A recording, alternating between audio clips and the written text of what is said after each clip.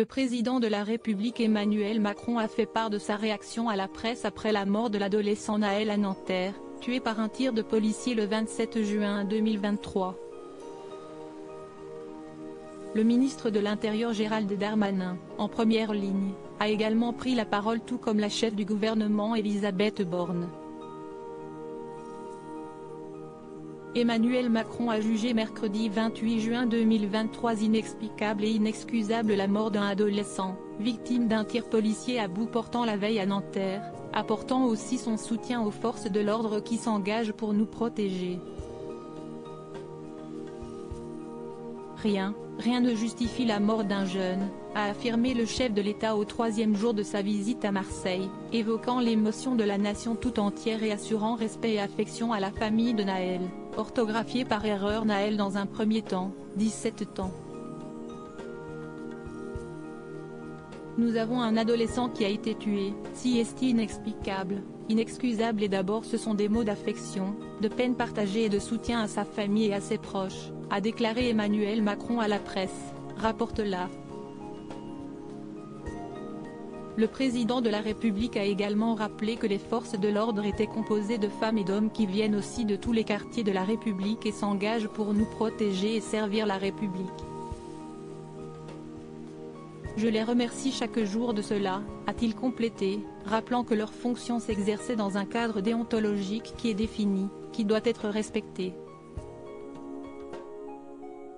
La justice a été immédiatement saisie, je souhaite qu'elle fasse son travail avec évidemment célérité et dans le calme que ce travail requiert, et que la vérité puisse être faite dans les meilleurs délais, a ajouté le président, alors que le drame a entraîné des violences urbaines dans les Hauts-de-Seine dans la nuit de mardi à mercredi.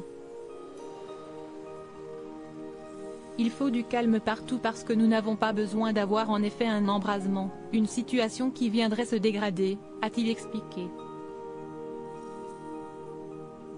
Évidemment, les esprits peuvent s'échauffer, a-t-il reconnu, mais je souhaite qu'il n'y ait aucune manipulation. La première ministre Elisabeth Borne a estimé de son côté dans un tweet qu'il y avait une exigence absolue de vérité dans ce drame, quand Gérald Darmanin a appelé au calme et à la vérité de l'enquête judiciaire. Le ministre de l'Intérieur Gérald Darmanin, qui a fait part de son choc face aux images, a annoncé une réunion de sécurité à Beauvau en début d'après-midi, où doit être validée la mobilisation de 2000 policiers et gendarmes à Paris et dans sa petite couronne. La nuit dernière, 1200 policiers et gendarmes ont été mobilisés, dont 350 dans les Hauts-de-Seine. À Nanterre, où les heurts ont été les plus violents, plusieurs bâtiments publics et privés, parmi lesquels des écoles, ont subi d'importantes et inacceptables dégradations parfois irrémédiables, a déploré la mairie, appelant à arrêter cette spirale destructrice. Les affrontements, qui ont commencé dès la fin d'après-midi, se sont terminés vers 3h30 du matin, et se sont étendus à plusieurs autres communes des Hauts-de-Seine, de Seine-Saint-Denis et du Val-de-Marne. À Mantes-la-Jolie, Yvelines, la mairie de quartier du Val-Fouré a été incendiée. Émoi national. Cette affaire a relancé la controverse sur l'action des forces de l'ordre en France, où un nombre record de 13 décès a été enregistré en 2022 après des refus d'obtempérer lors de contrôles routiers. Elle a ému jusqu'au footballeur vedette du PSG et capitaine des Bleus, Kylian Mbappé. J'ai mal à ma France. Une situation inacceptable, a notamment écrit le joueur sur son compte Twitter. Qu'une justice digne de ce nom honore la mémoire de cet enfant, a aussi tweeté l'acteur Omar Sy. Sur les réseaux sociaux, continue de se répandre réactions d'anonymes et de personnalités publiques, non sans controverse. La mère de la victime, Mounia, s'est exprimée sur les réseaux sociaux pour faire part de son désarroi et de sa colère.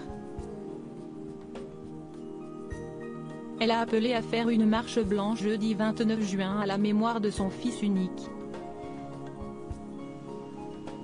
Une vidéo a tout fait basculer dans un premier temps. Des sources policières ont affirmé qu'un véhicule avait foncé sur 2 motards de police. Mais une vidéo circulant sur les réseaux sociaux, authentifiée par l'AFP, a montré qu'un des 2 policiers tenait le conducteur en joue, puis qu'il a tiré à bout portant quand la voiture a redémarré. Des images extrêmement choquantes, a commenté Gérald Darmanin. Dans la vidéo, on entend « tu vas te prendre une balle dans la tête », sans que l'on puisse attribuer cette phrase à quelqu'un en particulier. Naël M. est décédé peu de temps après avoir été atteint au thorax. Le policier soupçonné du tir mortel, âgé de 38 ans, a été placé en garde à vue pour homicide volontaire, dans le cadre de l'enquête confiée à l'Inspection générale de la police nationale.